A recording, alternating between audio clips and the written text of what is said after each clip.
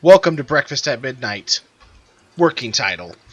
Where gallon is an accepted unit of measurement for everything. As always, Fred, Zach are here. We got a special guest filling in for one of our good dear friends who's apparently working tonight. Rip. Welcome to Breakfast at Midnight. And I can hear myself. Damn, I sound good. Yeah, you should probably mute that. Wow. Oh shit. Can we redo this? Can we redo this? Let's redo this. I can't work with amateurs! And all you can work with, motherfucker. That's fair. You will work with amateurs and you will like it. I feel like we need our own intro theme songs, but I digress. As you can see, we have a horse joining us tonight.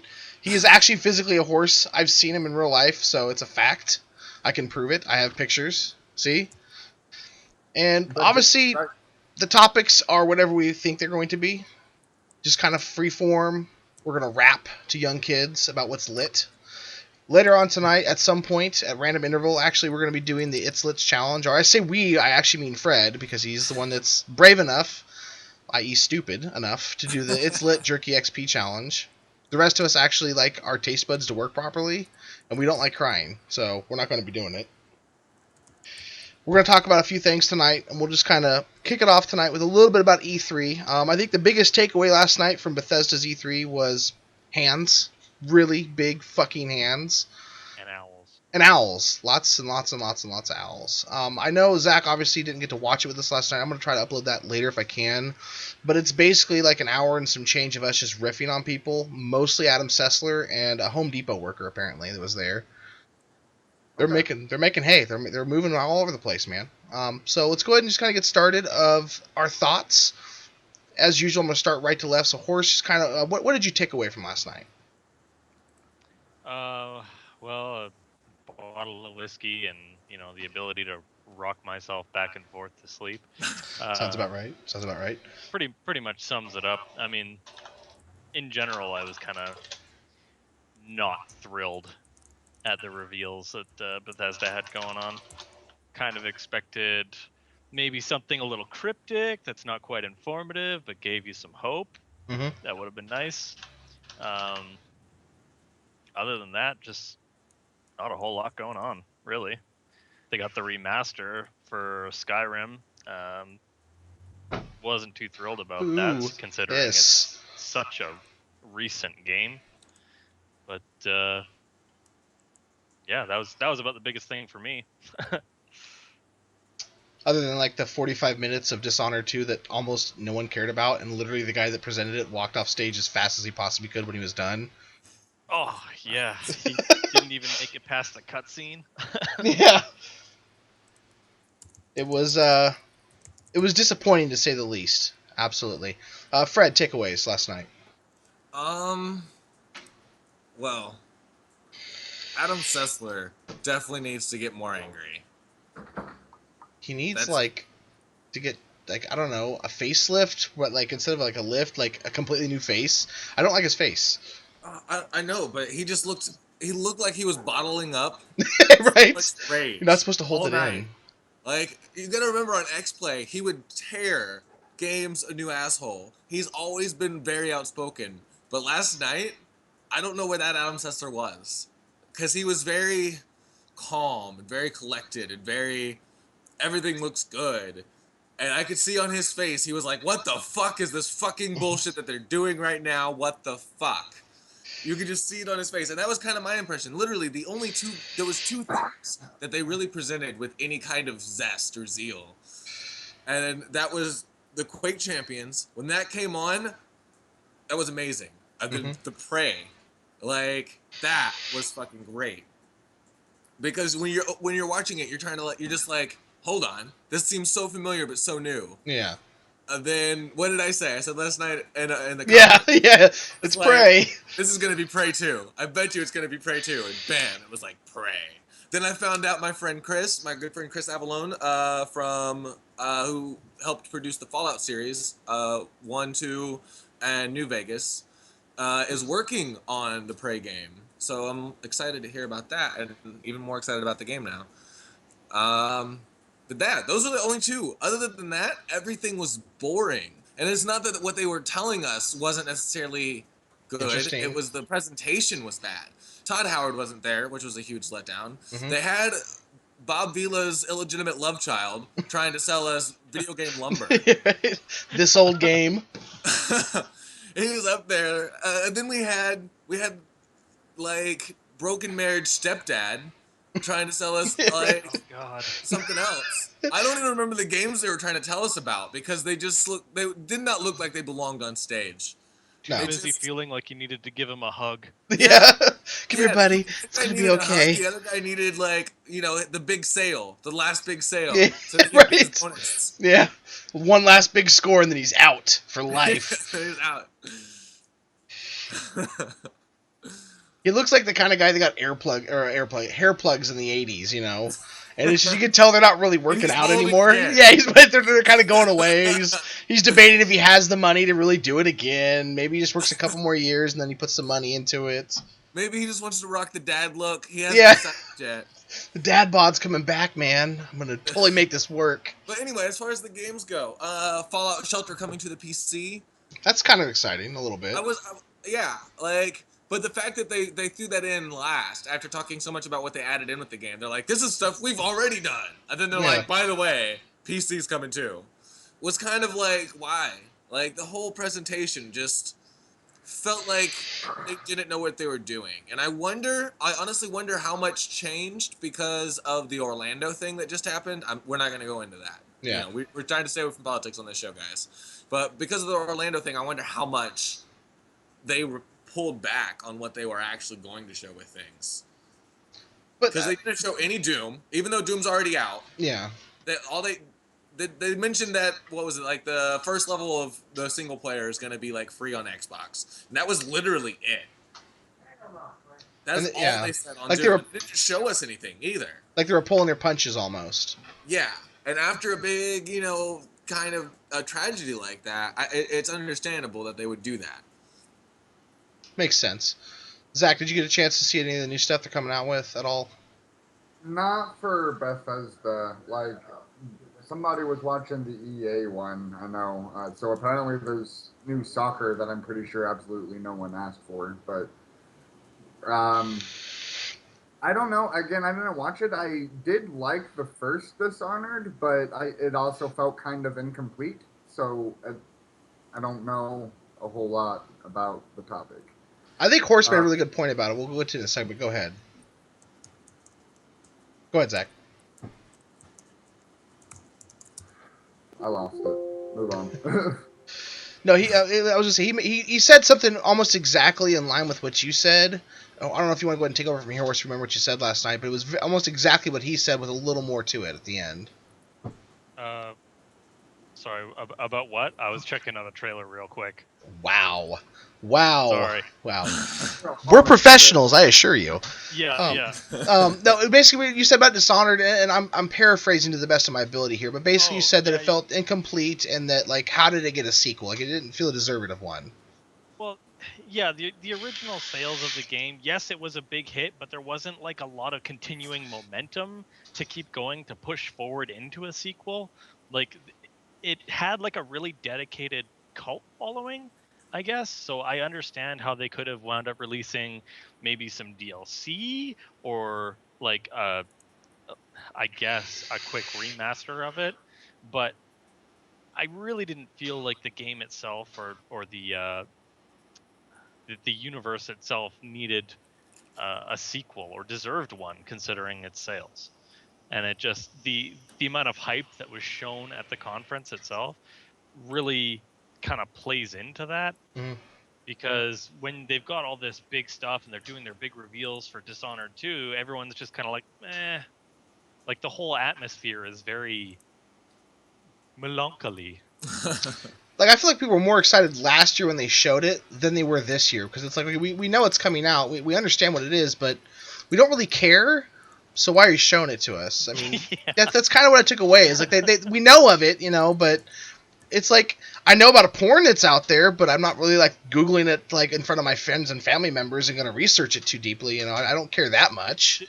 To me, it felt more like when Jehovah's Witnesses come knocking on my door. They're like, have you heard? I'm like, yeah, but I'm not really interested. Yeah, thank you. Have you heard the good news? This guy, This guy died for us? Do go I on. never asked him to do that. But Zach, you said you got to watch the EA show, so I got a few points on that, but you go ahead. What did you take away from it? I was actually playing WoW at the time. I only watched some of it. So I caught Mass Effect Andromeda, which they didn't really like. They showed us stuff, but it seemed more like teaser type. Like, so I don't know where to go with it. I really like the Mass Effect series. I felt 3 was kind of a letdown, but they then kind of did their best to fix that later. Which even if it still wasn't great, at least they tried. Um, Yeah, try to figure. Yeah. but I had a lot of fun with both of like Mass Effect 1 and 2. I played through both of them multiple times. I only really went through part of Mass Effect 3. Like, I don't know, something was just off about it. Yeah, but in 2, you're going to fight the Terminator. You can fight the Terminator. So there's going to be a new Mass Effect game. That's one of the things I took away, which I'm kind of excited about, but not hype level at all. But it's something I'm probably going to check out. They spent a long time talking about their amazing revamps to FIFA, and I'm sitting there wondering, do people actually play this game? Apparently, yeah. They talked about a lot about how much better control of balls you have, which I guess that tells you their audience. Clearly, the people want good ball control. Yeah, that's critical, man. It's critical. Don't mind the step Absolutely cousins. critical. Like, I have Rocket League. Why would I want to play FIFA when I can play soccer with goddamn rocket cars? It's just I don't believe in taking steps backwards. No, absolutely. No downgrades, no settling. We evolve as humans. Yeah, we can rebuild What him. Show. Do you remember? The show Hey. Battlefield 1. I mean, that looks awesome. Oh yeah, Battlefield 1. That actually is one of. I don't know how I forgot about it, but yeah, that looks like. Frankly, I'm offended. Shooter, which is exciting after living in the era of Call of Duty. Mm-hmm. It looks like, I don't know, like you said earlier, where's Michael Bay when you need him? And Basically, yeah. He's been preoccupied on Battlefield 1. Not all heroes wear capes, my friend, okay? I haven't watched the footage for Battlefield 1 yet. It's impressive, dude. From what I've heard people talking so far, like what they like my secondhand information has like so far I'm excited for it. However, I'm not sold on the name. Like I don't get that either. Like again, it's the same problem I had when they named Xbox One Xbox One. It's like you realize how fucking confusing this is going to be. Yeah, original Xbox, you always have to pause for a second. Like, well, the Xbox One, no. Yeah. No, the original Xbox, and I feel like just calling it Battlefield would have worked. Like, I don't know. think we would have got the point if we were just like Battlefield. I know they're trying to like deviate from this whole like sequel of numbers thing for some reason. I don't know why.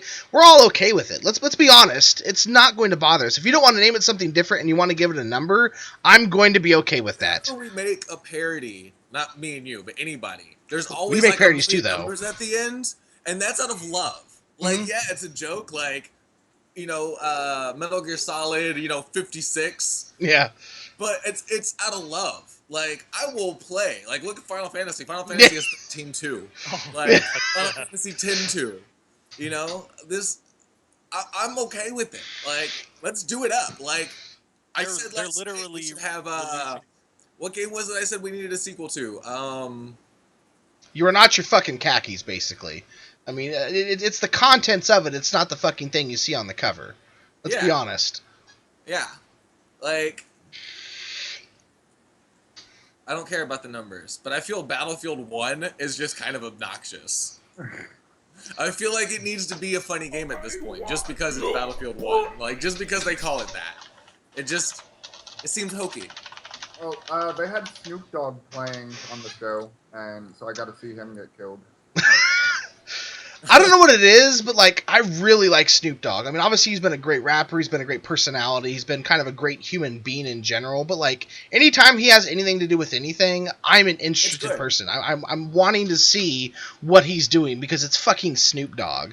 I also appreciate the fact that he attempted the Snoop Lion thing, realized none of us were going to have that because bro, you're Snoop Dogg, and he immediately went back to it. Okay, Yeah. Prince could pull that off because he was Prince. And as much as I love you, Snoop Dogg, you're Snoop Dogg. Exactly that. Horse, were you going to say something? No, it pretty much got covered. Okay. Well, let's kind of lead into the sequels we want to see then, because I mean, I know Fred, you were talking about one. I don't remember what it was, but what was the sequel you were wanting to see? Oh, I don't even remember. We were talking about it last night. And I remember saying I wanted it to be like a sequel of a current sequel. I don't remember remember either. what game it was. Don't remember either at all. Oh, Fallout 4 2. That's what Oh I yeah, said. yeah. I would love to see a Fallout 4 2. Like, or any of the Fallout games. I would love to see, like, because the only game in the entire Fallout franchise that has been a true sequel and not just another story in the same universe, it has been Fallout 2. Fallout 2, you are a direct descendant Yeah. in the same place as you are from Fallout 1. Like, Fallout 4 is actually somewhat connected to Kinda, 3. yeah. Not directly in the story, but it's not that far apart in time, and it's not that far apart geographically. So there are actually Yeah. characters that were technically in both. well, I mean, Harold was in 3, and he was in 1 and 2 as well. Other than Yep. they killed him. Yeah, Those he's bastards. I'll dead, never so forgive you, Todd Howard. he's dead, bro. Okay, But just come back. Don't skip E3 again. you just sound bitter now. Okay, are you like Michael Jordan getting his MVP thing, or not MVP, but Hall of Fame thing? I'm just saying, like, are we gonna have the crying Fred face now? I am a little bitter. Yeah, I can tell a little bit. Sequel I want to see, honestly, that would be really fucking cool. And I have no idea what it was. I forgot it now. Horse, you wanna? You have a sequel you want to think of? Well, one of the sequels that I've been after for the longest time was actually announced, and that's the next South Park game. Oh I don't yeah, know if yeah. any of you Big guys ever announcement. played that? I have it. Stick Still haven't played it. Still haven't played it. It's so good. It's just so good. I could not stop freaking giggling like an idiot throughout the whole gameplay. Like, no matter what you did, it was just I a remember good what it was time. now. That's another Chris Avellone game. I'm sorry. I'm in love with the guy. Couldn't But- tell. It wasn't yeah. obvious. But yeah, the second game is coming. South Park Fractured But Whole. Okay. Yeah.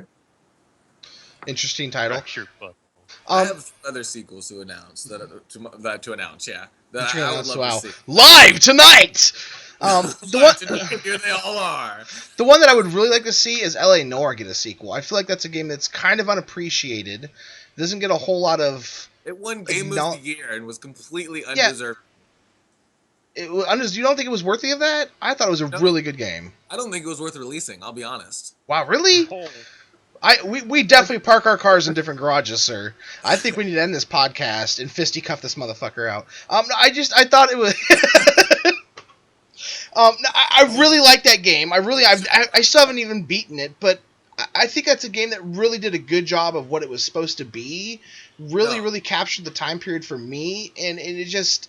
I don't know why it hasn't even been thought of or mentioned or hinted or anyone's like, where's this at besides myself? Because I really like that game. Let me run through a list of why this game is terrible and where it could have been. Because one, I'm a huge fan of Noir. Do you have I love do you have the genre. do you have a PowerPoint? Because if you don't have a PowerPoint, I cannot respect this at all. No. As you can see here on slide 1. So the glitches. There were entire scenes where characters didn't fucking load, and it was just their clothing. Console or PC? What? Console or PC? Yeah. I have the PC version. It doesn't do that. Like all of them. It's just a problem with the game. Some people never experience it. Some people experience it most of the time. It was completely random. You can YouTube it. The other thing, the restarts. It gives you this false sense of an open world, But as soon as you fail a mission, it's not like any other open world game, or really any Rockstar game, which is what we come to expect from Rockstar. Instead, it re-puts you back at the beginning of a mission, sometimes in spots like at a checkpoint where you're already too fucking far behind and you're doomed to fail, and thus you actually have to completely quit out and do it all over again. Do you know how many times I chased that goddamn milkman? Fuck that guy. I just wanted to go drive around. That was never a fucking option. Like, I did not. No, there was just so many things where it could have been better. It should have been Redemption in the 50s set as noir. Fred? Clearly, you should have played Mafia. I love Mafia. Fred? That was a good game. Fred? Yeah. Fred, where did the bad man touch you? Show me on this doll where the bad man touched you. He's going to get a doll. Our production value's been up to like $1.50, guys, and that's what we bought with it. Aw, yes, a doll. I played on PC, and I've only played it recently. I didn't play it when it first released, so maybe I'm playing it at a different stage when it's not having those issues, because I never once had those issues. The Game of the Year edition. That's when I played it. See, I have the Game of the Year edition, but again, I'm playing on PC, I'm playing on Steam, so I think it gets a leg up there for issues. And again, I've never had a single problem playing it, but again, I played it years after it was released, Yeah. and I'm looking at it, I'm like, why hasn't a sequel been made? I can see what the issues it had at launch and stuff, but how many games have had issues like that and still had thriving communities years later? And still, had all kinds of things that weren't made. That's true. I mean, a lot of people loved it. A lot of people did. That's why it won so many Game of the Year awards. But for me, it didn't hit it. Like, I'm a huge noir fan. I'm a pretty decent Rockstar fan. Like, I'm not crazy about all their games, but they've all been good games. Yeah. You know. And LA Noire, I just felt it just felt rushed. The whole thing felt like it could have been better. It wasn't a bad idea. I was excited up until I played it, and I wanted to like it. I couldn't. Zach, sequels you want to see? Sequels I want to see. This is probably obscure, but there should be another Jade Empire game at some point. Haven't even Holy played that. crap. Thoughts, It was, Horse? it was a BioWare game on the Xbox One, Yeah. or the original Xbox.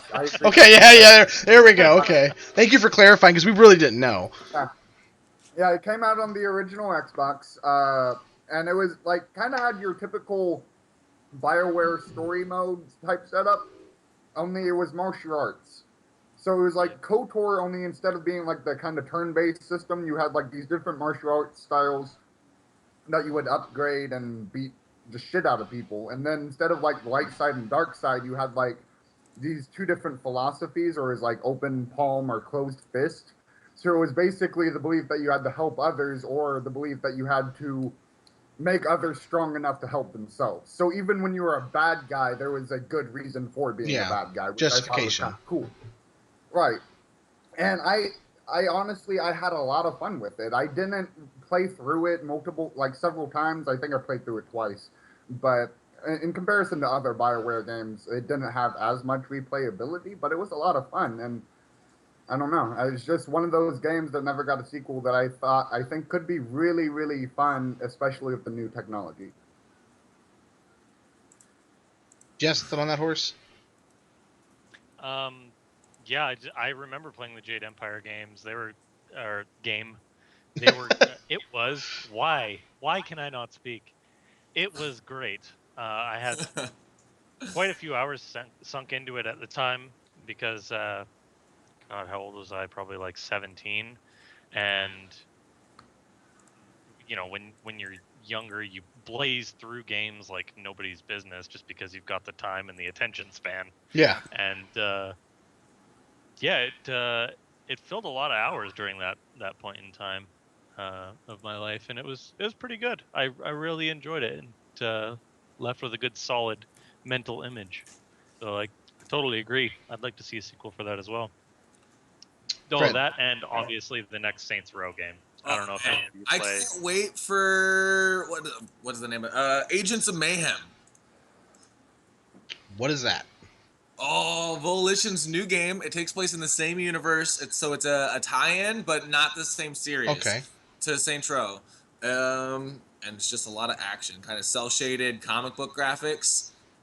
I recommend you check out the trailer. It looks. I'll be looking it up. But some other sequels I would like to list off real quick. Chrome Hounds. Why? Chrome Hounds was great.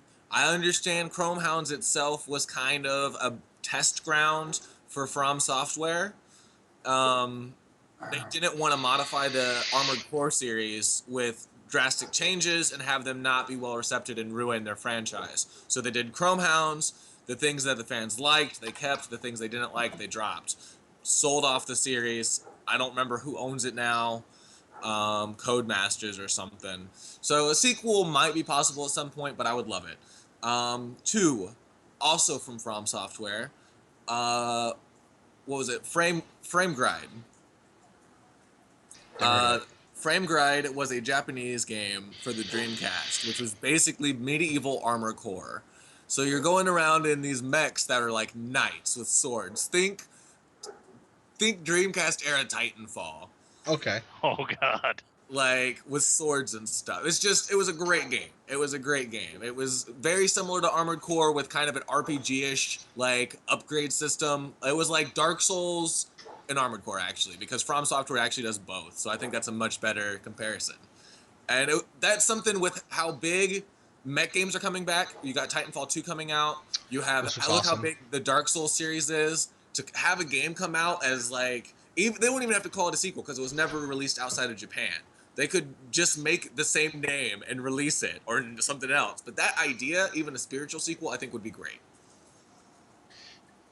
When does Rockstar go on? Do you guys know? I tried to Google it really quick. I didn't see anything definitive. I only looked for like 2 seconds, but I'm hoping that it's rumored and it's hoped for that they're going to announce a Red Dead Redemption 2, which would be fucking awesome.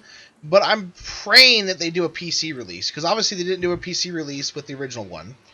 There's no anticipation of them to do like a remastered version that's going to release to PC or anything like that, which maybe that's what they're going to talk about. But if they do a sequel, why would they not want to release to PC? I know with GTA 5 it was delayed, which was stupid. I don't think that was in any way an intelligent move on their part. But you think they would learn from that lesson of how popular it was on PC, that they would release immediately to PC. Thoughts? Nothing really, guys. Really.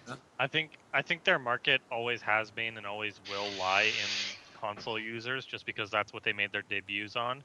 That's what they've been catering to for so long, and they just don't see enough of a profit margin in PCs due to piracy.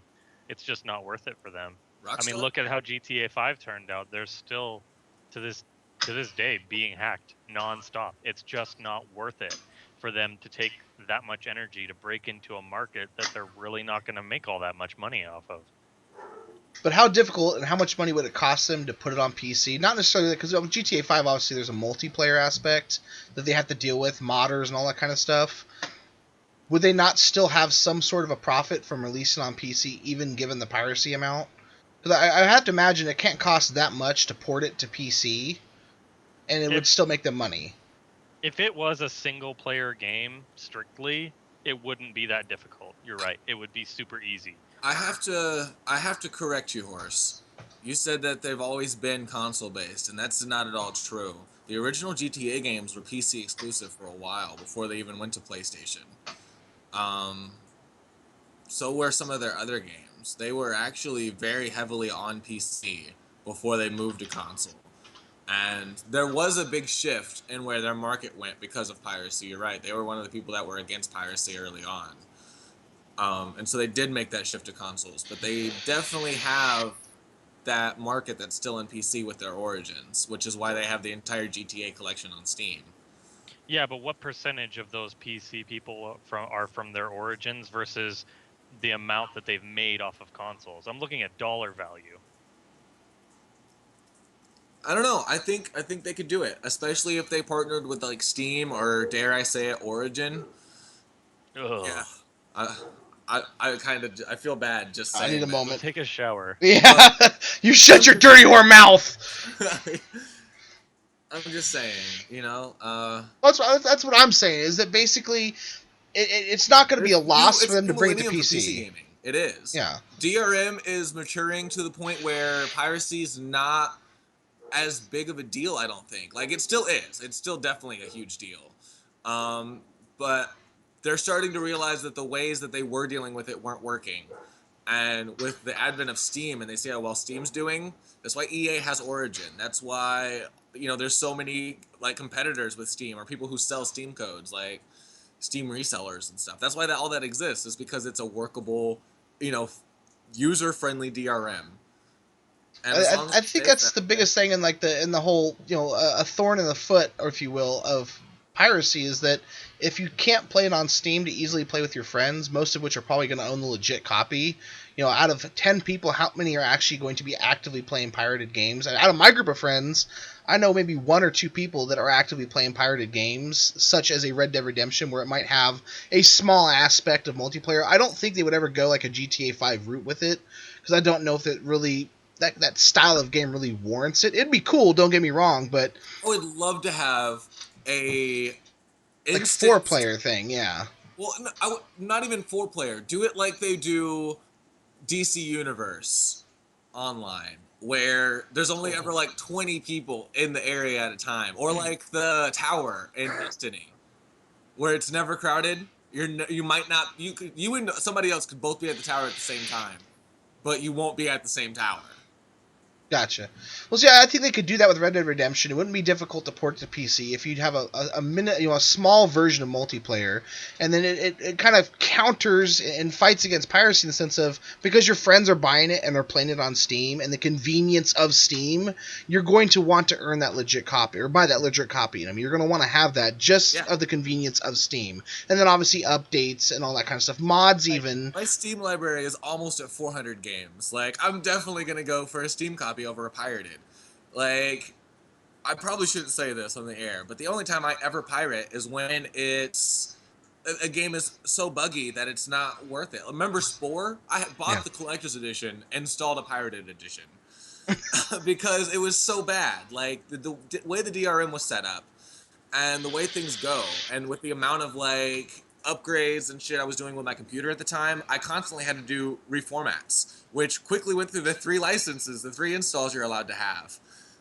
It's just, it wasn't good. It punished the user for not doing anything, really, for not really doing Following the anything. rules. Yeah. And yeah, so I bought the legitimate copy and installed a pirated, and that's about the only time I pirate. And when I was younger, obviously, we all went through that phase, but When you get old enough and you can buy your own stuff, it's much easier to purchase games. Like I said, and with mod support, I feel like it really encourages owning the legit versions, because mods don't work as well, I don't think, on pirated versions. It's harder to install them. It's harder to set them up. The bugs are greater. The issues go through are greater.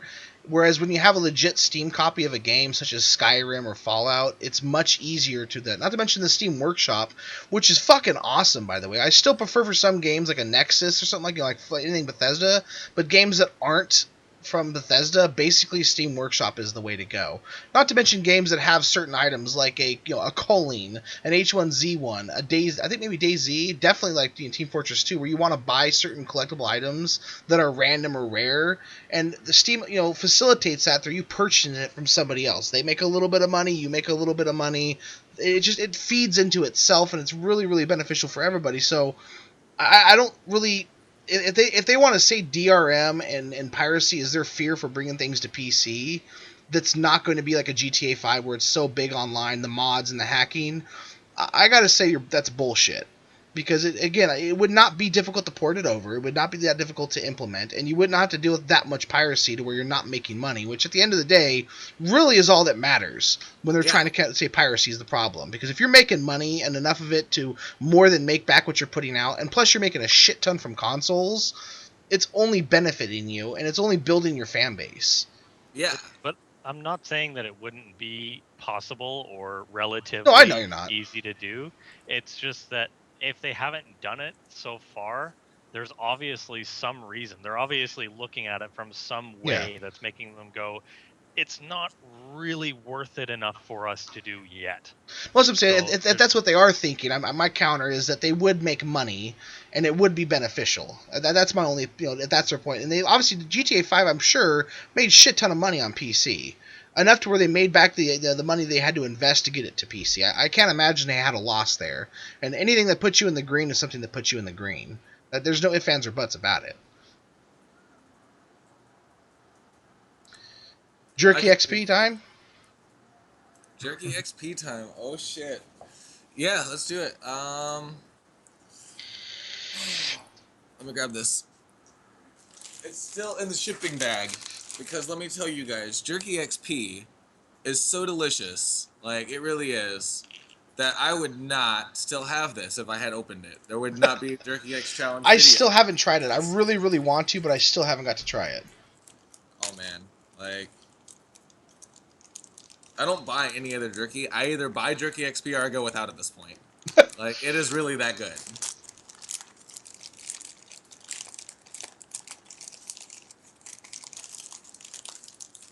My free beef sticks.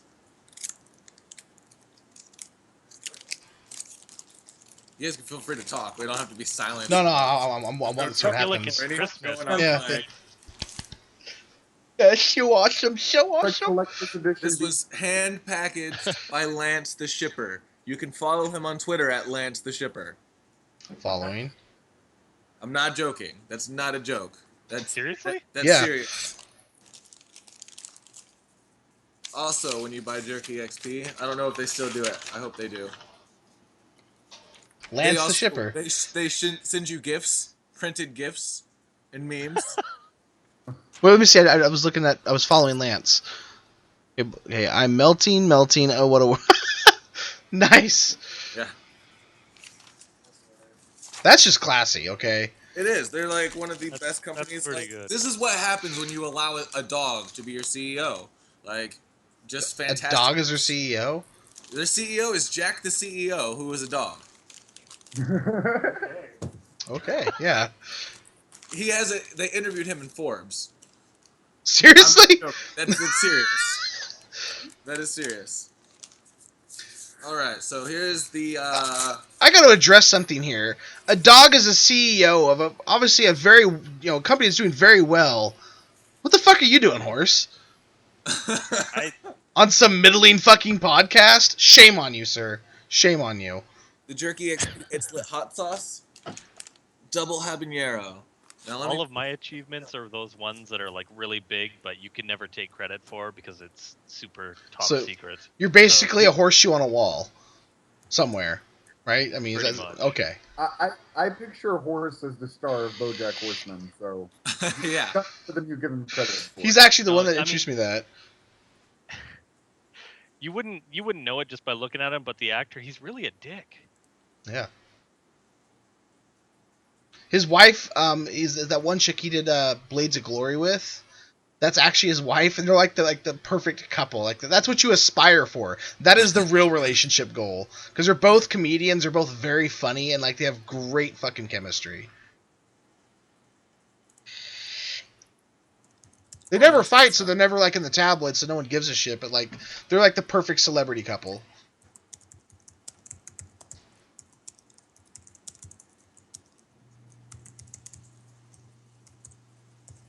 Did you double check your rules, Fred?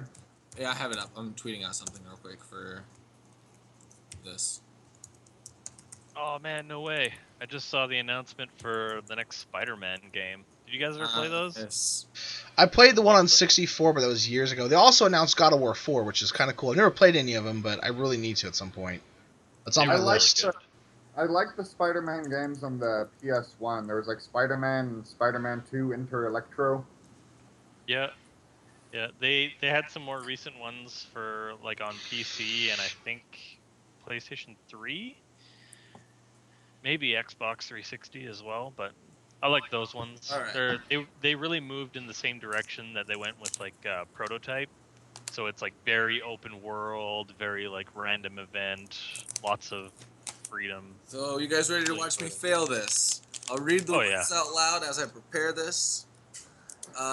We challenge you to upload a YouTube video of yourself putting 5 drops of It's Lit hot sauce onto 1 full piece of double habanero beef jerky. Look This is into looking the a full camera. piece to me. Yeah, if you can look into the camera That's not a full piece. and last 3 minutes without tearing up, cringing, or taking a drink, you will earn yourself a spot on Jerky XP's Wall of Lit, where we will feature your YouTube video as well as your Twitter. We will subscribe to your channel, and Jerky XP will follow you on Twitter as well as post your video on social media. Is he ignoring my whole? It's not a big enough piece of jerky. Oh, I didn't hear you. I'll get Yeah. it like. That's not a full size. Come on. All right. You gonna be a bitch about this? Or you gonna be a fucking man? Because I'm looking at the beard and I'm seeing a man, but I'm seeing a guy pull a little tiny fucking piece of jerky out, and I'm hearing a boy. All of these are short, fat Yeah. strips. Like I can find a longer strip, but it's skinnier. Like That's what she said. I mean, it's just That fat bastard you just had. Yeah, I was gonna say that too. It was like the last one you just touched. The one that was like a sheet. Yeah. Yeah, right. that one. Yes, that's Yeah, the go one. for it. That's the one. All right, That's it. a handful of jerky right now. The Do wet it. strip to rule them all. Do it. All right. Put that sauce on your meat sheet.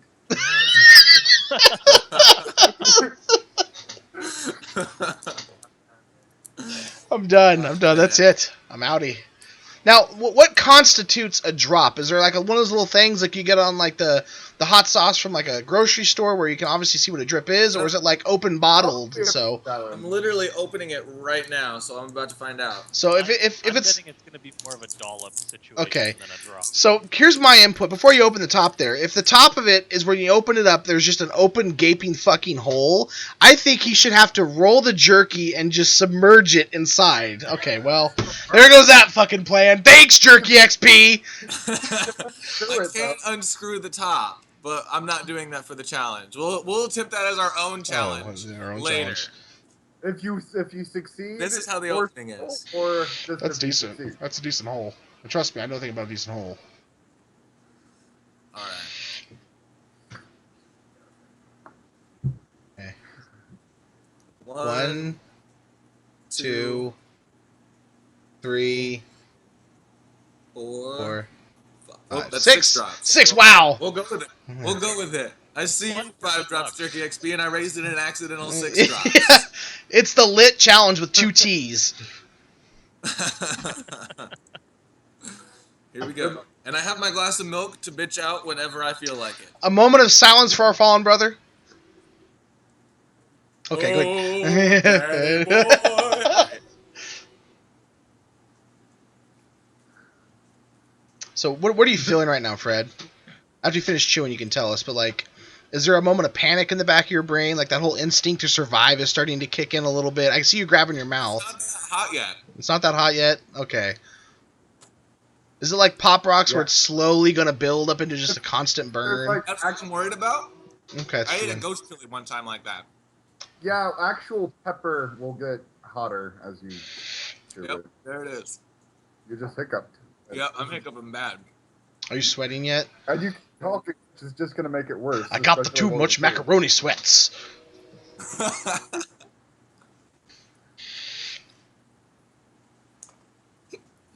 So is that a Rugrats fucking poster behind you? Am I Oh, seeing, seeing Yeah, some? that's a Rugrats poster from the movie. Because I'm a '90s kid and I can appreciate that. Man, that was so long ago. Long live Reptar. Yeah, we don't really talk about that horse here in America. We don't really acknowledge our age. We just say like we're '90s kids, but we don't say like what part of the '90s we really embraced. Most just assume it's the end and not the beginning. How's that working Born out? in the for you? mid-8. It was going great till you fucking said something. Do we have a timer, by the way? No, I'm just going with it. All right. Well, I'm gonna go. I'm gonna count it. We're about 30 seconds in here. I got us at so that sounds fair, right? I mean, that seems fair to me. You're not crying yet. You seem to be I think it's surviving. the best deal he's gonna get. Yeah, he's got a toothpick, so he's getting the extra pieces to make sure he does really truly eat that piece of jerky. Yeah, that's the point, right? Yeah. So we're sitting at about a minute now, I think. I can go back later, obviously, get the exact timestamp, but that sounds like hard work, and well, really, I don't want to put forth the effort.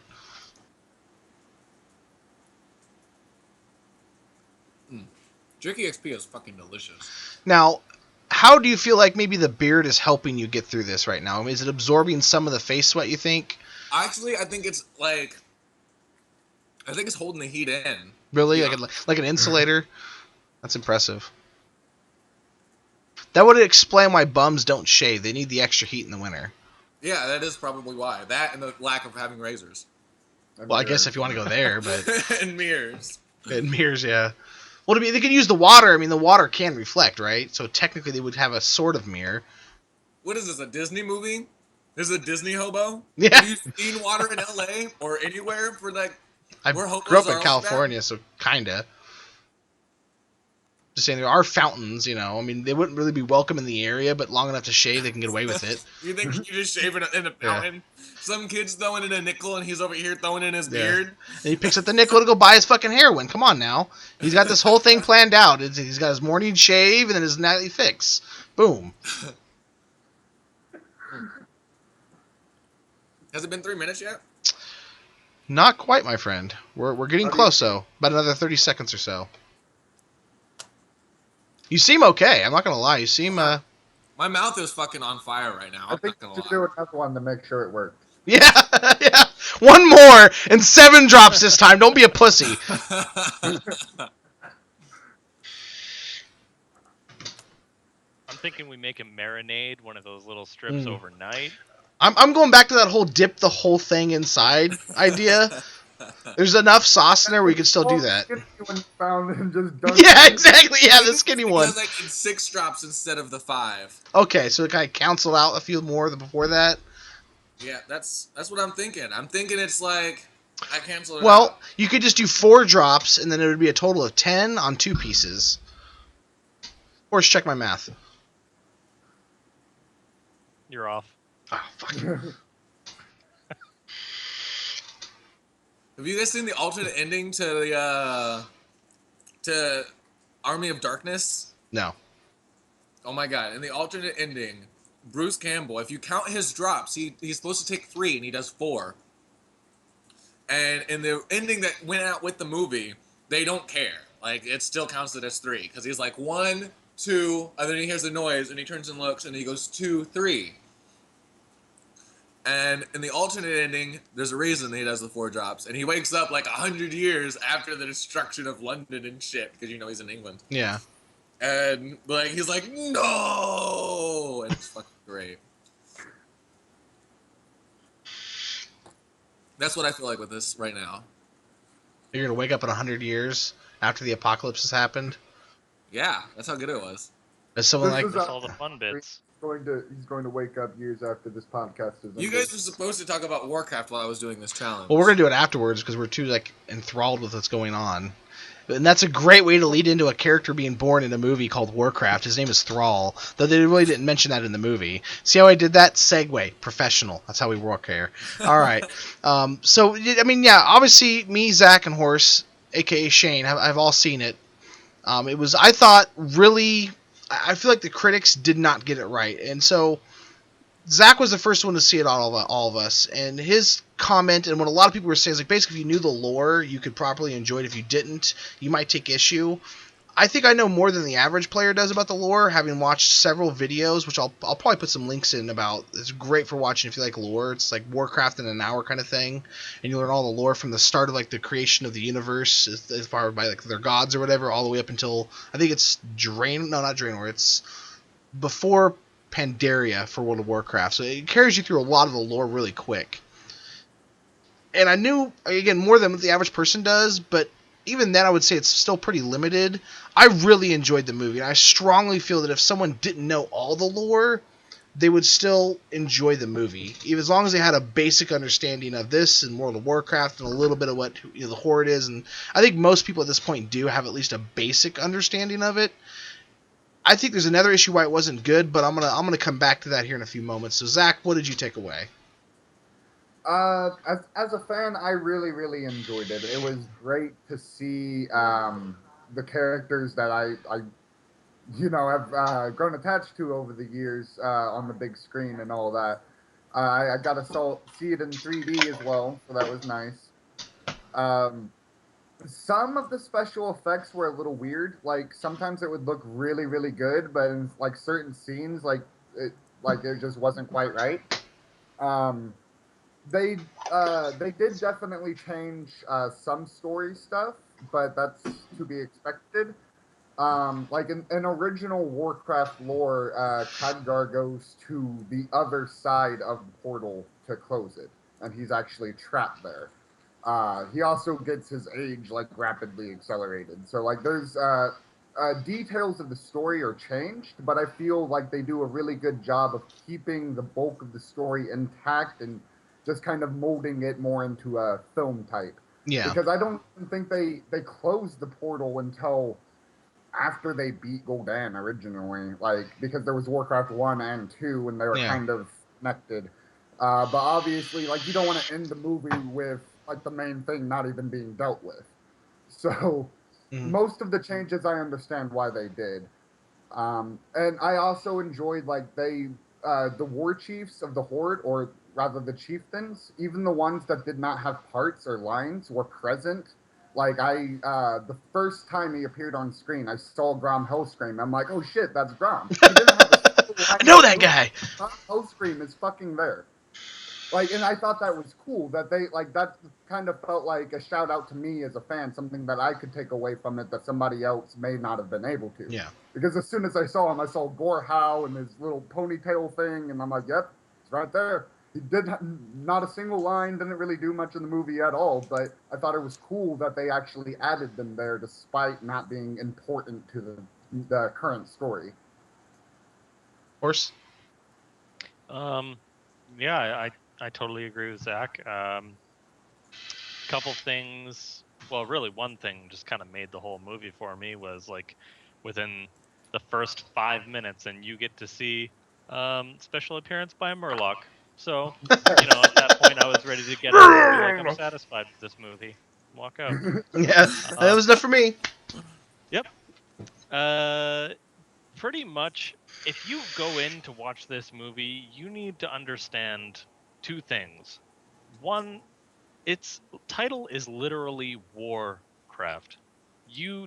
It's like going into a Transformers movie. You go in expecting explosions and buildings to fall down. You go see Warcraft, you expect people to get pancaked and cleft in twain. Like, you don't go in there expecting all different kinds of lore and wanting to know where you are at all times. Imagine this as like, I don't know, the situational awareness of Cloverfield, but for awesome fantasy shit. Also, the magic was amazing. I don't care what anybody says. Out of any fantasy movie I've seen, it does magic probably the coolest you can do it without sounding like a complete fucking nerd. Agreed. And then Go ahead. The second thing you need to know before watching this movie is if you didn't have anything to do with any of the movies, this movie was not made for you. Nope. This movie was not gotten on screen by you. So really, just shut up, watch it, and have a good time, because that's what it's there for. It didn't get there by having the support of people who have no idea what the fuck a game are. So, be happy that it's there and something to occupy your time. Does Bruno Mars is gay? No, I honestly agree with that 100%. Like, it was a movie made for fans, pretty much. I wouldn't say created, but it was brought into existence because of the fans. If it wasn't for people being as enamored and excited about the whole Warcraft universe, that movie would never have been made. And so for people that are like not anything to do with that kind of universe or don't care about those games or anything, it wasn't made for them. It wasn't made to be, a Avengers blockbuster fucking summer epic movie. They would have liked that, obviously. That would have been wonderful, but it wasn't really designed around that so much as the people that love this universe and this game and enjoyed this story to go and see a movie that's done for the most part properly versus some other video game movies you see, Mario Brothers, where they completely fuck up and throw... They throw shit out the window and really don't embrace what the movie and the universe is supposed to be. And to kind of bleed off of your point about the Magic Horse, and something I really feel like if this movie had been made mid to late 90s, maybe early 2000s, I think it could have been even more successful because and I don't know if this is really a proper explanation, but it's like true high fantasy. You look at something like Game of Thrones, maybe even like Lord of the Rings. There's magic there. Those things are present. There's magical entities, but they don't really have this massive. I mean, Harry Potter more so than anything, but there's not really this huge, massive thing. All of those, magic is presented as like more of a science, and there's factual things, and they can show you, charts, and they can show you all kinds of theorems, and they can explain to you why these things are the way they are. Whereas with this, it's just like, we have magic, and this is the fucking way it is, and this is how it's done, and this is what it looks like. And back in the 90s, I think that would have been something a lot more widely accepted, versus now when, again, things are much more subtle. Game of Thrones, the magic happens, but it requires so much to be made happen. To make life, there has to be death, which obviously is something that's present in this movie, but I think is much more emphasis in Game of Thrones. Again, the magic is much more subtle. And in this movie, it's there everywhere. It is their science more so than where it is a science, you know what I mean, and other stuff. And so I think that's also a small part is why it's not going to be as successful as it could be. Just my 2 cents. Honestly, I don't think it really needs to pull much popularity from anywhere else. I mean, if you've already got the 14 million people who were lined up and waiting to watch the frickin' movie because they played World of Warcraft, not counting all the people who played the RTS versions of the franchise, like, you've already got enough people to assure that you're going to come out ahead after making a movie. That would be the reason I would go watch the movie. It also did extremely well in China, which has already pretty much assured that they're making money off of it. Right. Well, it's China. Like, it could be a lot of people not paying. No, it made a lot of money. Versions. It really did. But that's just why I feel like it's not as being as embraced as much as maybe some other movies are or shows are that are like in that whole fantasy genre, because again it's far more open with the magic, whereas the other stuff is a lot more subtle, excluding Harry Potter, obviously. Yeah. But yeah, Medivh is not very subtle when he does his thing. No, not all. I'm saying it that makes sense because that fits in that universe and that's how it is. I'm just saying that universe style is not as popular as it would have been. All power in the Warcraft universe. Exactly. Like, there's power everywhere. It's just like there's so many different people acquiring power from different sources. Like, you have shamans and mages and warlocks, and they all have grand power. Yet they all got that power through a very different way. Exactly. Now, Fred, you need to go see the movie so you can form an opinion as well. But how's your mouth feeling? I mean, I feel all right. The heat wore off, and I just took a drink of milk, but it wasn't a very big one, as you can see. That was more because I was thirsty. Next thing I kind of want to talk about that I think is really cool, and it's what I've been going to sleep to the last couple nights, and obviously if you follow me on Twitter, you're aware of this, but Bob Ross is on Netflix, which is fucking awesome. Why are we podcasting? I ask myself that every night we podcast. I don't know why. It's just somehow it seems to fall into place. But I'm really excited because when they put Bob Ross on like Twitch, I was really excited because I watched his stuff when I was younger on PBS, and I always really enjoyed it. But there was never really a way to like mass consume his stuff, you know what I mean? There wasn't that availability. Obviously with the internet and all that piracy, obviously, and then maybe even Amazon Video, you can buy that. I still didn't go out of my way to find it. You know what I mean? I don't have the money to go buy 27 seasons of Bob Ross as much as I like him. But with Netflix and Twitch, you can mass consume all this content by him, which is fucking wonderful because he was such a great guy. I mean, wonderful human being, and he did a really good show. It really calm and soothing. It's great to just kind of put in the background, and it's really kind of made me want to go buy like a painting set of some kind. I don't know if he has like an official set where it has all his colors and his tools, that way you have everything you need, but I almost want to paint, and I'm a terrible fucking artist. I'm not going to lie. I am the worst. I can't even do stick figures right. They come out all fucking lopsided. The head's over here and the legs are over here, and they're supposed to be standing like this. It just doesn't work, but I still want to make the attempt because he makes me feel like I can paint. And so I'm really kind of excited about the fact that Netflix has him now, and he's like having a resurgence, you know what I mean, more so than he had in the past. And it's great because the whole new generation is being exposed to him. Exactly. And Twitch has really embraced him and in a way that's not Twitch. You know what I mean? Usually Twitch is very sarcastic, and they really make a parody of everything. But with Bob Ross, it's like there's like this quiet understanding amongst everybody to kind of respect who he is. And if you And respect the art, respect yeah, exactly. If you go watch his show on when it's streaming, everybody's involved, everyone's talking. And there's a few people that are being little assholes, and for the most part, the community quickly bounces them out. And then you go back, you can go on there regularly. People will recognize you, say what's up, welcome back. Everyone has like whenever he smacks the brush, it's like Rip Devil. It's just this wonderful community thing where everyone's kind of coming together to embrace Bob Ross, which is absolutely fucking stellar. I agree.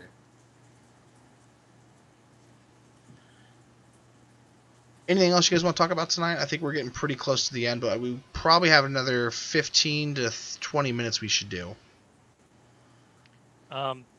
Going just off the Bob Ross thing, I think it's great. It's good timing, mostly because of the steps forward in accessible 3D design that are coming with the VR headsets. Have you guys had a look at any of the like creative little apps that they have on those things?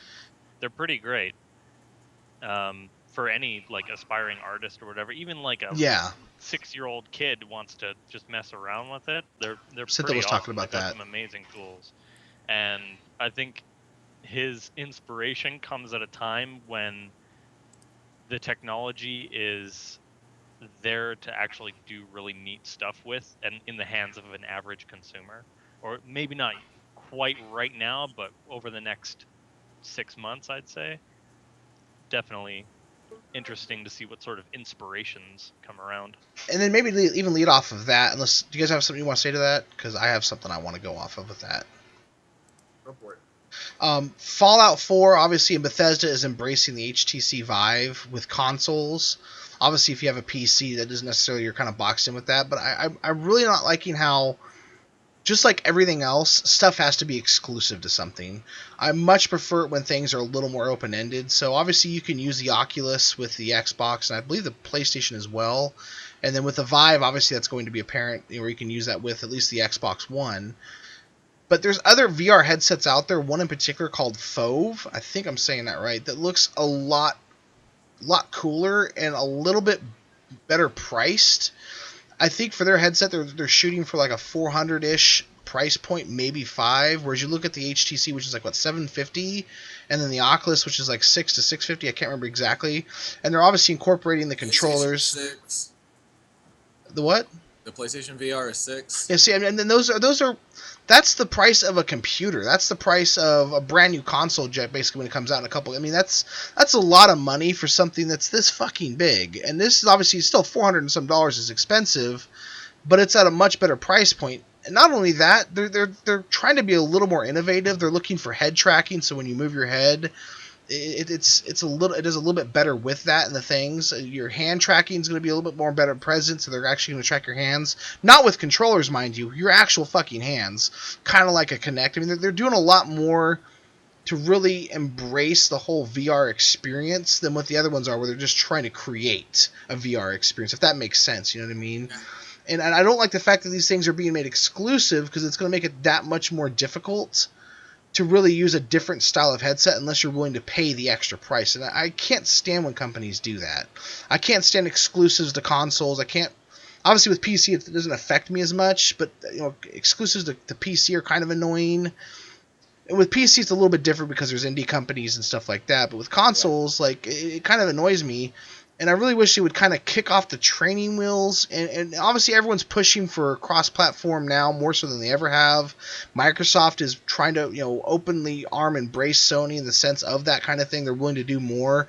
I don't think we'll ever see a Battlefield, a Call of Duty, a Halo, and like that be cross-platform. But the lower-end games, Rocket League, I think ESO is supposed to be opening that up now to cross. Why can't there be this just, large acceptance of this? We don't need to be exclusive to make money. We just need to make a better product. Yeah. For a better price, even. You know what I mean? Because the Oculus Rift was supposed to ship at $400 originally, and then now it's $600. There's got to be a certain amount of greed behind that. I can't imagine that they were that far off from their speculations of how much it's going to cost and overhead, because people are smart. people that run those numbers know what the fuck they're talking about, and there's no way they were that far off by $250. I mean, come on now. Obviously, I don't think the Vive ever really presented itself for how much it was going to cost until it finally released or whatever, but the Oculus, it should have stayed at the price it was, because the Vive, from all I could tell and seen, is far superior than Oculus. It looks like the best VR headset on the market. So I can understand why Fallout 4 and Bethesda would really gear for that. But then that means the Oculus needs to counter with a lower price point. You know what I mean? Why aren't they at least attempting to do that? Why are they still competing with a slightly less price point and much less quality, in my opinion? They're just now coming out with their hand controllers. The Vive started with it. Horse was talking about that art stuff. I think we're both thinking of the thing Synthel showed us where you can create art and stuff. Or you have to look up the video, but it's really fucking awesome. Well, People are... Go ahead. Sorry, I'm talking too much. I want to counter your point about the Oculus just starting the hand control, whereas Vive started with it. From a business side, like from a consumer side, I see what your point is, and I kind of agree. But from a business standpoint, Oculus started this. Agreed, 100% agreed. They are the ones who had to raise the money and put that money towards R&D to develop this technology and put it together to get it working. They're the ones who set that standard. So the hand stuff wasn't their idea initially. And they were still probably paying and perfecting the visual side, you know, the actual headset part. Whereas HTC got a hold of the open stuff that, you know, Oculus shared with everybody. You know, it was a more or less open platform at first until Facebook got a hold of it. And it's still, I think, fairly open, isn't it? Not really sure, to be honest with you. Oh, but anyway. So a good portion of their development was already done for them. So they had a jump start, so to speak, on that next part of it. Like, hey, what goes along with this? They've already done the hard part here. Let's go ahead, get it workable, and get it out, and then add in this hand control. And then the other companies could be like, well, they've already done hand control in this. We have a jump start on with the next thing. And that's really where innovation comes from, is, you know, like, yeah, Oculus could go with a lower price point, but I suspect that they're going to have better quality on the headset part before... Not based on reviews. We're still... because they're already talking about the Oculus 2, you know, like... It's one of those things. I get it, but to counter that, it's like it's adapt or die time right now, because obviously this competition is just heating up, and you need to get ahead of it, otherwise you're going to fall behind it. Oh yeah, but I don't foresee Oculus dying. Its name is No, I don't think so either. But if you get pushed out of the market pretty hard, has a bit of being the starter in the industry, of being the one who pushed it into where it's at, the people who managed to jumpstart VR, because 3D was kind of stagnant. It got to a certain level of popularity and kind of stayed there. Yeah. It didn't drop too much. It didn't like have a huge hype and then drop. It just kind of rose and plateaued, and it just kind of stayed there. And Oculus came around, and they're the ones who really changed that game. They're not going to go anywhere. They can take their time. They can have a high price point because they're the Nintendo. Growing up, what console did you have according to your mom? Didn't matter what it really was. It was fucking Nintendo. Yeah. Well, let me ask you this: what is Nintendo doing right now? Have you heard the last bit of the news? They're wanting to be more competitive with adult gamers because they're losing money. Because their current standpoint, if you will. The generation that grew up knowing the difference between the consoles are now the ones buying them. Yeah, exactly. So I'm just saying, like, obviously, I don't think that. I don't want to say that they're the.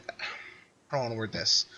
Oculus won't be the next Nintendo. I'll give you that. I don't think they will. They do have more playroom than the other companies. They do, but when's the last time you heard somebody mention the Oculus in the same breath as talking about they're doing VR support?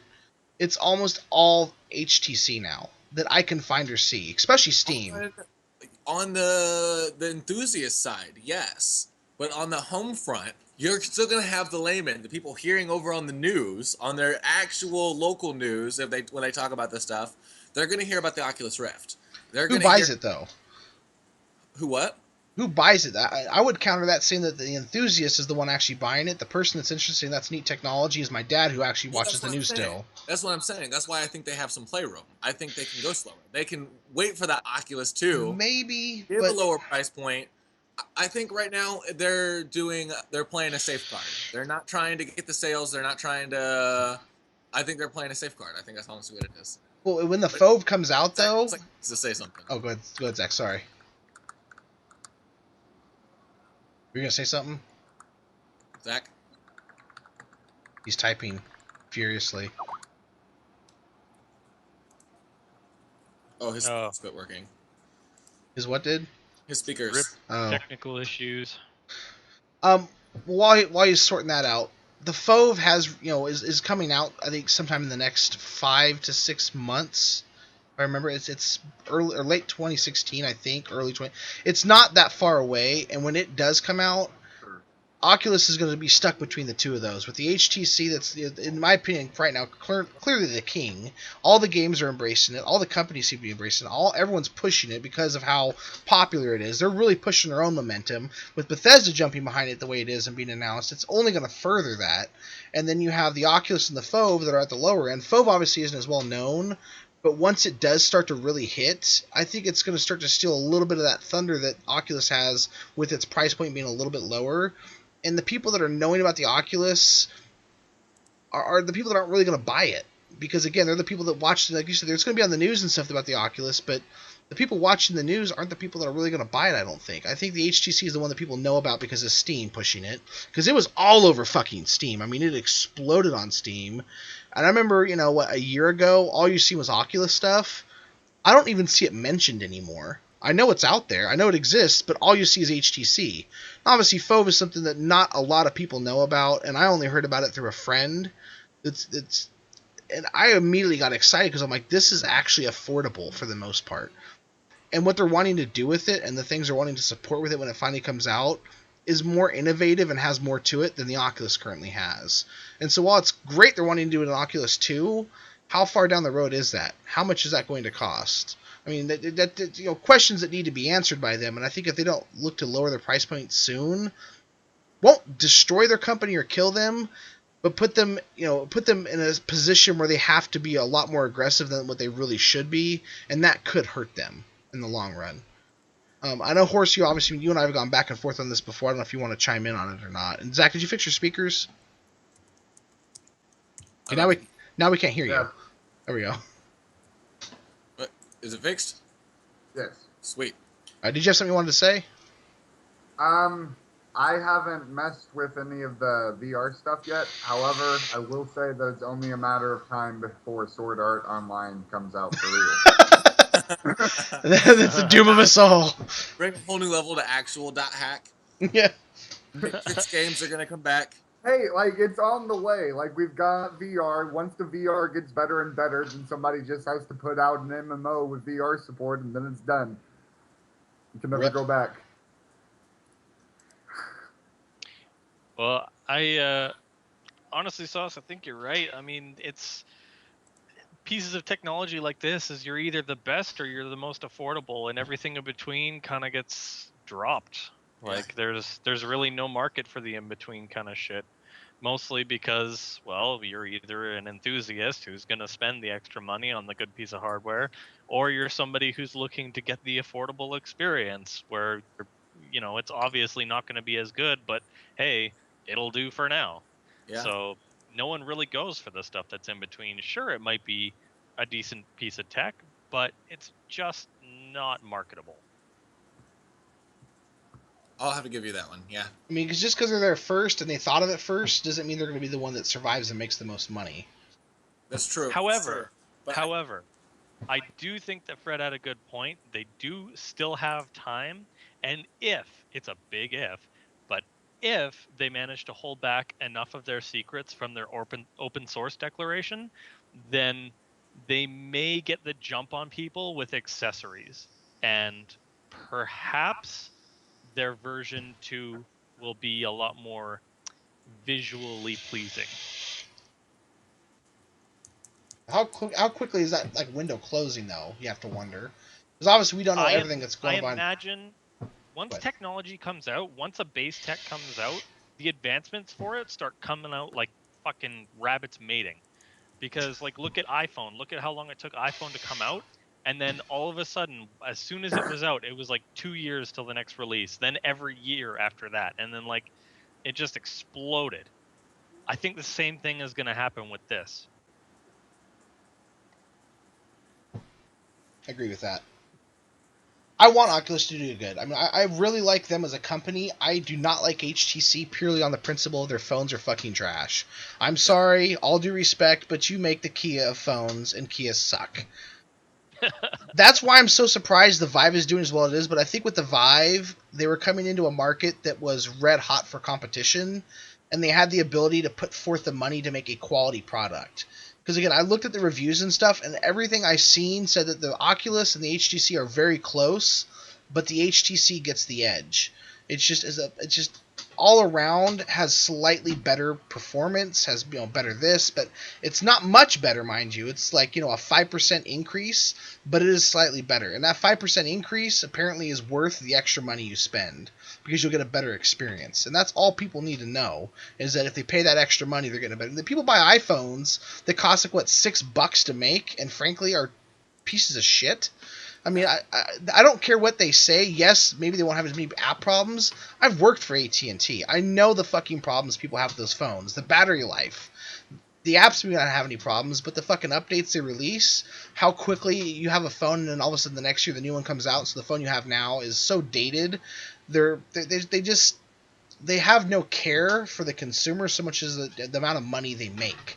As long as it has that Apple on the back of it, they're going to make money, and they just keep pushing out frankly crap.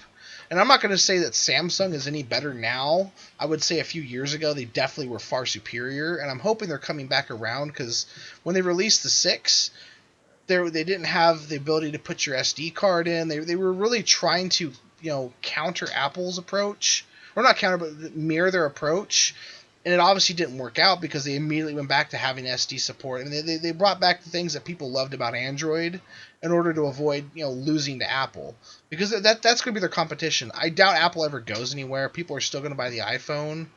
I don't know why, to be honest with you, but that's what you're looking at with with HTC and Oculus. Oculus is being the iPhone, but the difference is they're slowly losing the ground that they have. And I'm not going to say the Fove is going to kill it overnight, but if it breaks out big enough to be at least mentioned in the same breath as those two, it's going to be trouble. One thing that nobody has mentioned yet is, like you said before, what's going to piss you off the most? The exclusives. So we have no idea what kind of back dealings are going on between Oculus, or Facebook, I guess, and the publishers that are out there. We don't really know what big titles are in store for it. So the titles alone Farmville VR.